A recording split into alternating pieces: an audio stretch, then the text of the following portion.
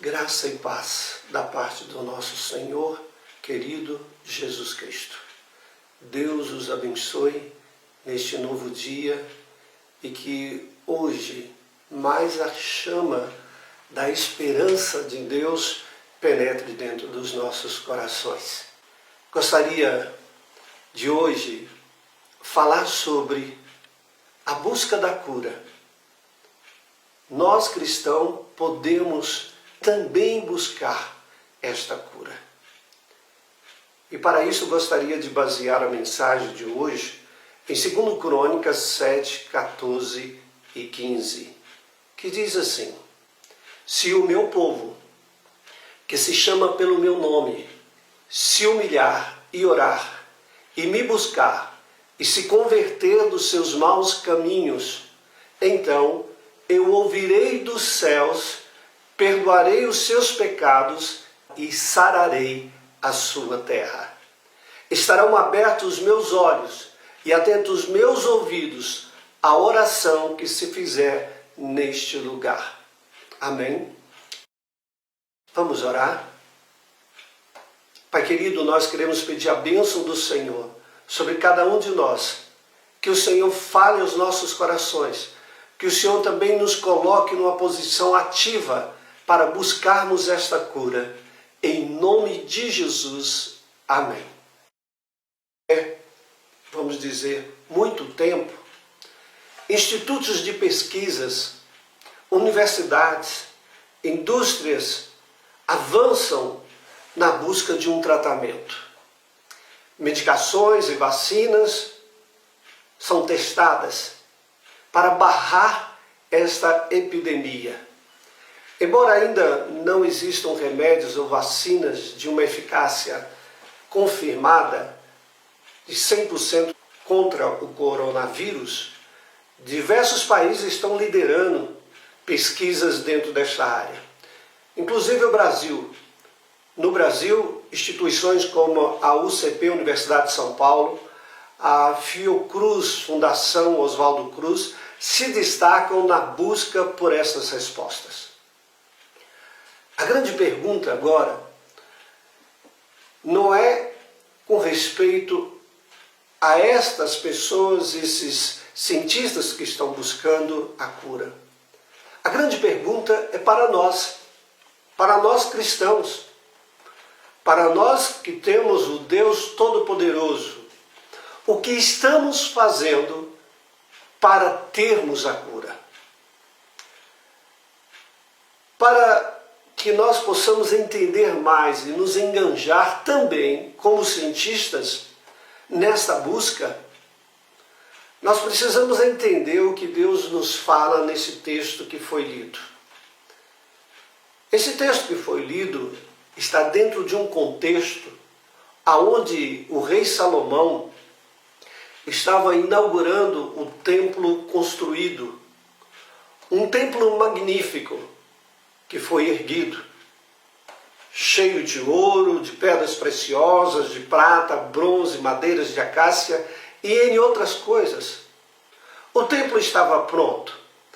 E no dia da inauguração, Salomão ele faz uma oração diante do Senhor, na presença da congregação de Israel. Nesta, Salomão pede para Deus atentar à oração e à súplica que ele estava fazendo naquele momento. Dentro da oração de Salomão, tinha um pedido a Deus, para que Deus ouvisse a sua súplica. E qual era esse pedido de Salomão? Está no versículo 28, diz assim: quando houver fome na terra ou peste, ou seja, se refere também ao nosso tempo. Quando houver crestamento ou ferrugem, gafanhotos e larvas, quando o seu inimigo cercar em qualquer das cidades, ou houver alguma praga ou doença. Veja que o contexto dele está relacionado ao nosso contexto de hoje, praga ou doença. Ou nós entendemos, como cristão, que isso é uma praga, e aí está baseado isso, como nós já vimos em Apocalipse, e nas palavras do Senhor Jesus Cristo, se nós entendemos assim, ou que é uma doença que Deus permitiu surgir na terra para provar o povo, então nós estamos dentro do pedido que Salomão faz. Ele continua no versículo 29. Toda oração e súplica que qualquer homem ou todo o teu povo de Israel fizer, conhecendo cada um a sua própria chaga e a sua dor, e estendendo as mãos para o rumo desta casa, ouve tu nos céus, lugar da tua habitação, perdoa e dá a cada um segundo todos os seus caminhos, já que lhes conhece o coração, porque tu, só tu, és conhecedor do coração dos filhos dos homens. Salomão fez a sua oração. E qual foi a resposta de Deus? A resposta de Deus é exatamente aonde nós temos como buscar a cura através do Senhor. A resposta de Deus está exatamente nesse versículo 14 de 2 Crônicas 7, que diz exatamente assim: se o meu povo, que se chama pelo meu nome, se humilhar. A resposta de Deus para nós encontrarmos a cura está em uma condicional, que nós podemos dividir em 3 partes. Primeiro, se humilhar. Se o meu povo que se chama pelo meu nome se humilhar. Este é o primeiro passo para a cura. O que é humilhar? Humilhar é um ato de reconhecer o nosso pecado, de reconhecermos a nossa falha. Isaías capítulo 6, versículo 5, quando Isaías vê o trono de Deus e vê os serafins dizendo santo, santo, santo, naquele momento, diante daquela tão grande, fabulosa demonstração do poder de Deus e a aparição do próprio Deus a ele, ele diz assim, no versículo 5 do capítulo 6 de Isaías: então disse eu, ai de mim, estou perdido, porque sou homem de lábios impuros, habito no meio de um povo de impuros lábios, e os meus olhos viram o Rei, o Senhor dos Exércitos. Veja, Isaías aqui, ele se humilha ao ver aquela coisa maravilhosa, aquela visão de Deus. Ele diz assim, eu estou perdido. A humilhação é o reconhecimento do nosso estado. E ele reconhece um estado de perdição. E não só o estado dele, mas o estado da própria nação. Ele diz, eu habito no meio de um povo de impuros lábios. Ele tinha a consciência da realidade do seu povo. E nós hoje também não temos essa consciência da realidade do mundo inteiro, de como o mundo tem caído dentro do pecado, como a cultura tem se mesclada com as coisas erradas, como políticos, como artistas e N pessoas estão cada vez mais salientando o pecado na face da terra.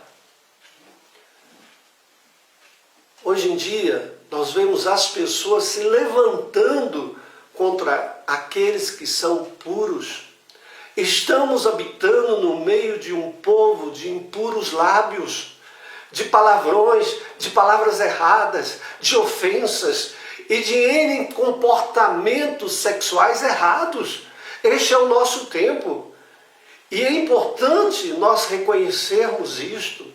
A humilhação passa em reconhecermos o povo aonde nós estamos vivendo, no meio desse povo, mas também reconhecermos o nosso estado.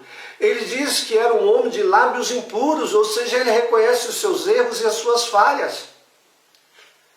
Em Neemias, capítulo 1, versículo 4, quando Neemias vai voltar para Jerusalém, no período que o decreto de Ciro foi homologado, e que ele agora quer voltar para reedificar Jerusalém. Quando ele ouve as notícias que chegaram de Jerusalém, do estado que se encontrava Jerusalém, a sua ruína, ele diz assim, Neemias 1:4, tendo eu ouvido estas palavras, assentei-me e chorei e lamentei por alguns dias e estive jejuando e orando perante o Deus dos céus. Aí ele, no versículo 5 diz, Senhor, Deus dos céus, Deus grande e temível, que guardas a aliança e a misericórdia para com aqueles que te amam e guardam os teus mandamentos, estejam, pois, atentos os teus ouvidos e os teus olhos abertos para acudir à oração do teu servo, que hoje faço a tua presença dia e noite pelos filhos de Israel, teus servos, e faço confissão pelos pecados dos filhos de Israel, os quais temos cometido contra ti, pois eu e a casa de meu pai temos pecado. A mesma coisa acontece com Neemias na sua humilhação. Ele reconhece o pecado do povo, mas ao mesmo tempo ele também se inclui ao dizer, e faço confissão pelos pecados dos filhos de Israel, e aí ele diz, os quais temos, ele se inclui, temos cometido contra ti. E ele inclui também a sua casa. A casa de meu pai, ele diz, temos pecado.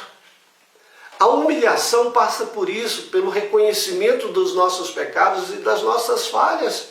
E se nós não reconhecermos, se nós não abrirmos os olhos para ver o que se está estampado neste mundo, o que fez a Europa cair espiritualmente, o que fez os Estados Unidos cair espiritualmente, o Canadá e entre outras nações, que foi exatamente o crescimento do pecado e as pessoas convivendo, vamos dizer, livremente, naturalmente com as coisas erradas.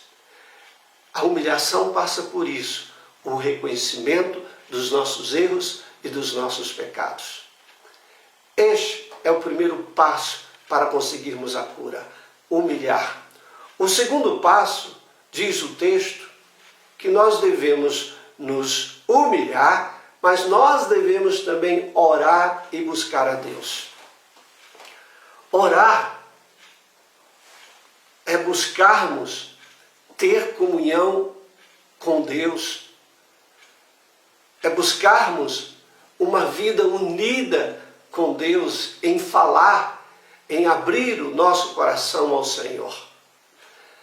A W. Bonds, ele disse assim, orar a Deus é o exercício mais nobre, o esforço mais sublime do homem, o fato mais real. Orar é o exercício mais nobre que nós podemos fazer. Não é simplesmente um agradar a Deus, mas é uma convivência gostosa que torna este meio agradável, não só a Deus, mas a nós também. A W. Bonds, ele aponta algumas razões por que nós não oramos como devíamos. Primeiro, ele diz assim, orar é um trabalho espiritual e a natureza humana não gosta de tão árduo trabalho espiritual. Coloque isso na sua mente, orar é um trabalho espiritual. Assim como você trabalha, se você é uma mulher, trabalha dentro de casa, assim como você também como mulher trabalha do lado de fora de casa, assim como o homem trabalha, seja em casa, fora de casa, é algo comum na nossa vida. Ele está querendo dizer que o trabalho espiritual deveria ser comum também nas nossas vidas. A oração deveria ser comum nas nossas vidas. E aí ele diz o que atrapalha a natureza humana, a sua natureza, a minha natureza, não gosta, porque entende isso como um trabalho árduo, segundo Bonds. A primeira razão por que nós não gostamos de orar é porque a nossa natureza humana não gosta. Em segundo lugar, ele diz, orar é um trabalho humilhante.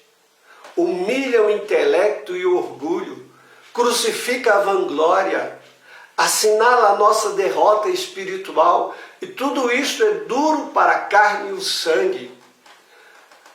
Ou seja, em segundo lugar, ele está querendo dizer que orar nos leva a nos humilharmos, leva o nosso orgulho cair, leva a gente crucificar a nossa vanglória.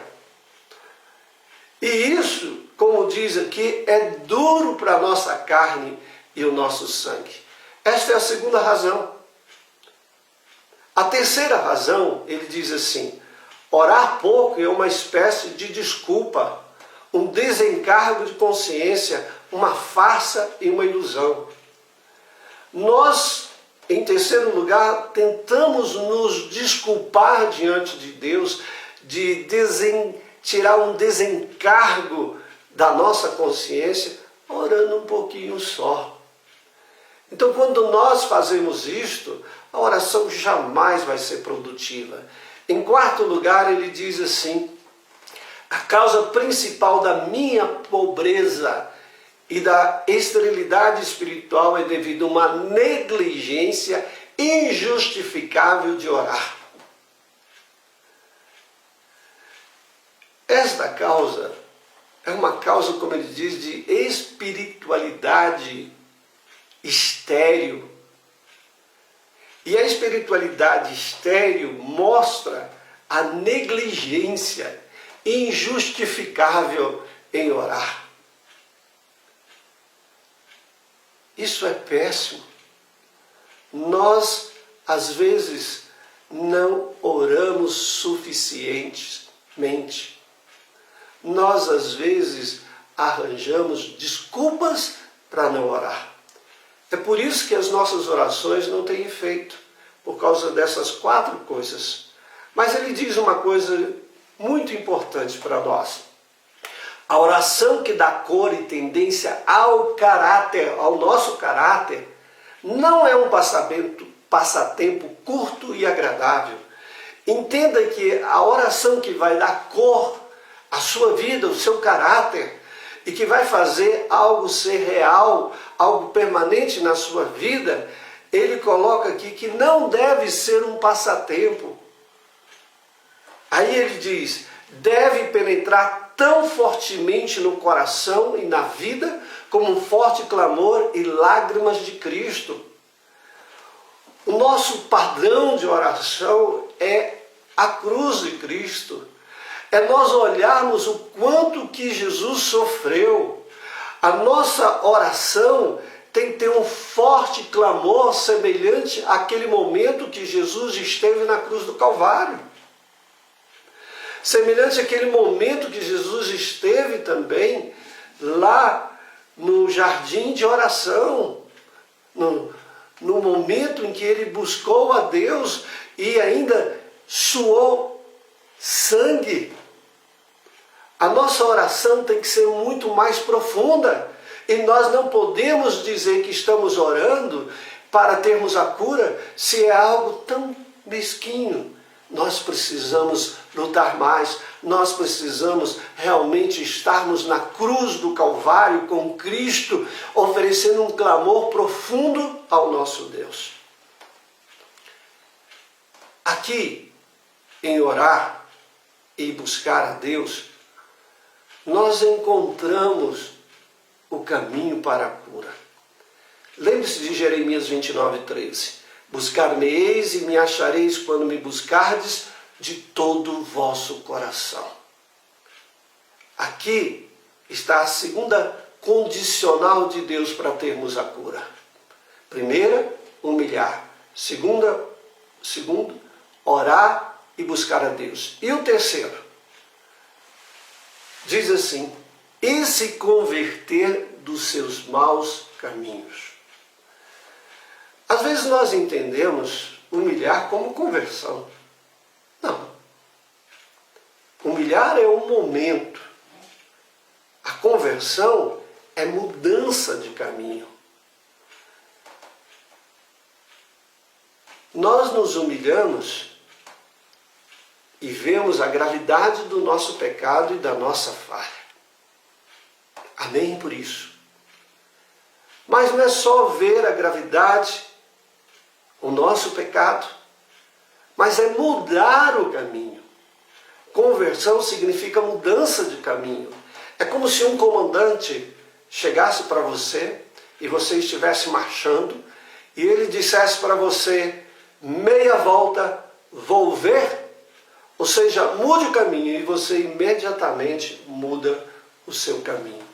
Isso é conversão, é mudar o caminho, não é estar mais no caminho do erro, no caminho do pecado.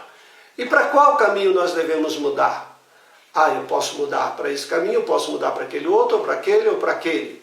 Não, Jesus aponta o único caminho para onde nós devemos mudar, quando ele diz em João 14,6, eu sou o caminho e a verdade e a vida. Ele é o caminho, é para este caminho que nós temos que mudar. O que adianta só a gente se humilhar sem mudar? A humilhação, vamos dizer, é a base da mudança, é o reconhecimento dos nossos erros e das nossas falhas, mas a conversão é mudar daí por diante. Não é só olhar para o passado, olhar para aquilo que nós fizemos de errado e dizermos, nos perdoe Deus, mas é também a gente falar, eu agora quero mudar de caminho e eu quero escolher o Senhor Jesus como Senhor e também o meu Salvador. É mudar para o caminho de Deus, é seguir o Senhor Jesus Cristo, é estar em Cristo Jesus. Isso é conversão.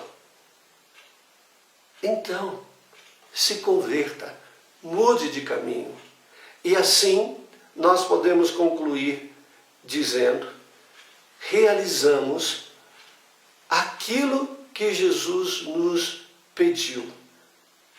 Realizamos aquilo que o Pai nos pediu para a cura, a condicional de Deus, humilhar, orar, buscar e se converter. Quando nós fazemos isto, aí nós estamos o quê? Com a cura nas mãos. O versículo 14, ele termina dizendo, então eu, Deus, ouvirei dos céus, perdoarei os seus pecados e sararei a sua terra. A primeira coisa que Deus vai fazer é perdoar os nossos pecados. Esta é a bênção de Deus. Primeiro, curar os seres humanos da alma, na alma. Curar a cada um de nós, dentro de nós mesmos, com respeito ao maior inimigo das nossas almas, que é o pecado. Em segundo lugar, Deus pensa no corpo e diz, e sararei a sua terra. Deus é capaz de sarar a nossa terra. Agora, preste atenção. Os cientistas, os pesquisadores estão buscando a cura. E você? Você só está assistindo de camarote? Nós também, como cristãos, podemos buscar a cura. Busque o Senhor. Se humilhe diante do Senhor. Ore e se converta dos seus maus caminhos. E Deus ouvirá dos céus. Versículo 15, ele termina dizendo, estarão abertos os meus olhos e atentos os meus ouvidos à oração que se fizer neste lugar. Deus é capaz de nos ouvir. Clame, mude de vida. Entre no condicional de Deus para a cura. Em nome do Senhor Jesus Cristo. Amém. Vamos orar? Pai querido, abra os nossos olhos para que nós entendamos que precisamos, Senhor Deus, também buscar esta cura. Não é ficar sentado no camarote da vida, mas é estarmos diante daquele que tudo pode. Nós cremos isto. Nós cremos que o Senhor é onipotente. Nós cremos que todo poder vem de Ti. E por que não, Senhor Deus? Colocamos isso em prática, através da humilhação, através do orar, através do buscar, através da conversão dos nossos caminhos. Essas são as condicionais do Senhor para a cura. Ó Pai, muda o seu povo, aviva o teu povo para entender que o nosso Deus é um Deus poderoso e que tudo pode. Em nome de Jesus, amém. Amém, querido. Deus o abençoe ricamente.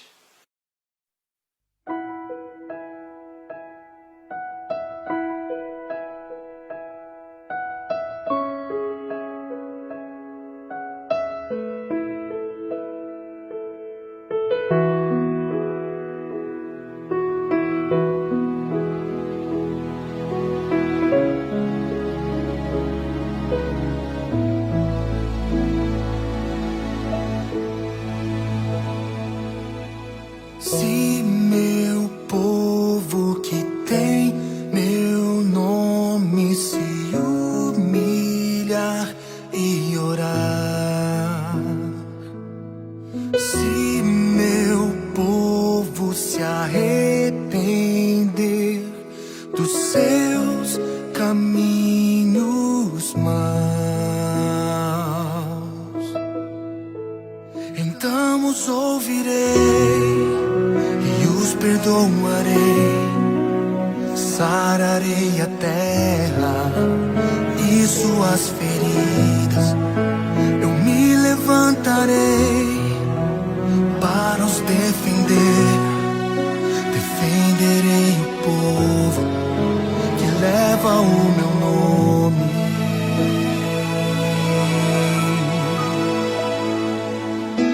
Se buscares a minha face ao invés das minhas mãos,